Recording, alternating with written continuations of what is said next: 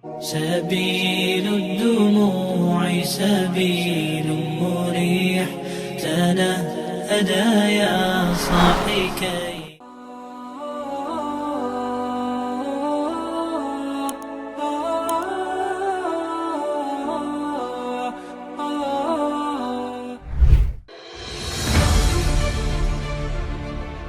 Assalamualaikum warahmatullahi wabarakatuh. Sahabat beriman, Rasulullah SAW pernah bersabda, akan datang pada manusia suatu zaman banyak orang yang merasakan dirinya salat, padahal mereka sebenarnya tidak salat. Hadis riwayat Ahmad.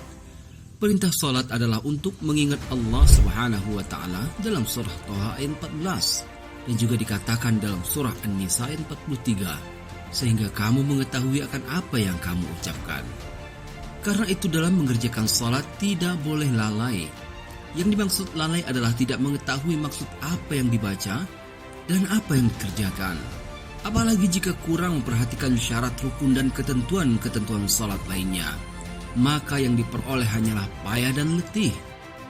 Rasulullah menyatakan, betapa banyak orang yang salat malam, keuntungan yang diperoleh hanyalah payah dan letih. Hadis riwayat Ibnu Majah. Jadi meskipun merasa dirinya salat, tetapi hakikatnya tidak salat, dan ia tidak akan mendapatkan hikmah salat. Salatnya pun tidak menambah dekat kepada Allah, tapi justru sebaliknya. Rasulullah menegaskan, barang siapa yang salatnya tidak dapat mencegah perbuatan keji dan mungkar, maka tiada bertambah baginya kecuali semakin jauh dari Allah. Hadis riwayat Ali ibnu Ma'bad. Nah, zaman yang diprediksikan Rasulullah tadi nampaknya sudah terjadi sekarang. Isyaratnya meskipun bangsa Indonesia mayoritas muslim dan tentu saja banyak yang salat, tapi tak sedikit pula di antara mereka yang masih tetap melakukan perbuatan keji dan mungkar. Ironisnya dari hari ke hari frekuensinya tidak semakin menurun, bahkan dari segi kuantitas maupun kualitasnya semakin meningkat, seperti tindakan KKN, perzinahan, dan kejahatan lainnya. Padahal jika salat bisa dikerjakan dengan baik dan benar dengan memperhatikan syarat rukunnya, sah, batalnya, dan kesunahannya, maka hikmahnya sangat besar, baik dalam kehidupan individu maupun masyarakat. Misalnya saja manifestasi dari rukun qauli atau bacaan dalam salat akan menjadikan orang tidak mudah berkata bohong, memfitnah, dan berkata kotor lainnya. Manifestasi dari rukun fi'li atau gerakan dalam salat, tangan tidak akan digunakan untuk menjamah sesuatu yang dilarang agama, dan kaki pun tidak melangkah kecuali yang diridhoi Allah. Demikian juga anggota tubuh lainnya. Sedangkan manifestasi dari rukun qalbi atau kekhusukan hati, maka jiwanya tidak akan mudah dihinggapi penyakit rohani seperti hasad, iri, dengki, dendam, dan sombong.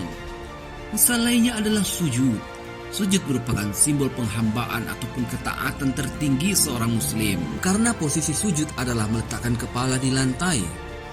Orang yang bersujud berarti telah rela meletakkan kepalanya yang terhormat ke lantai yang diinjak oleh kaki.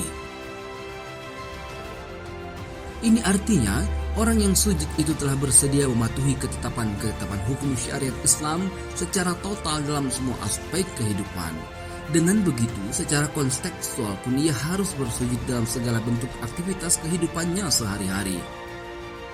Jika berbisnis harus jujur, tidak menipu dan tidak mencuri takaran atau timbangan.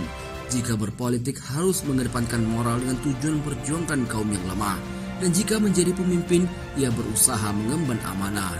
Rasulullah mengutamakan orang yang mengerjakan salat 5 kali sehari semalam seperti orang yang mandi untuk membersihkan kotoran yang ada di badan. Kata Rasulullah, bagaimana pendapatmu jika ada sungai di depan rumahmu, lantas kamu mandi di situ sehari 5 kali, apakah masih kotor badanmu? Para sahabat menjawab, tidak ada kotorannya sama sekali. Kemudian beliau bersabda, maka seperti itu juga salat 5 waktu, maka Allah akan menghapus dosa-dosa dengan salat. Untuk itu sangat penting bagi kita untuk mendirikan salat. Namun untuk mendapatkan ridho dan surganya tidak hanya dengan rajin menjalankan salat. Hal itu hanya dilakukan dengan penuh kesadaran, bukan hanya sebagai rutinitas harian, serta harus dibarengi dengan menjaga akhlak serta hubungan sesama dengan manusia agar tidak menjauhkan kita dari Allah Subhanahu wa taala. Wallahu a'lam bishawab.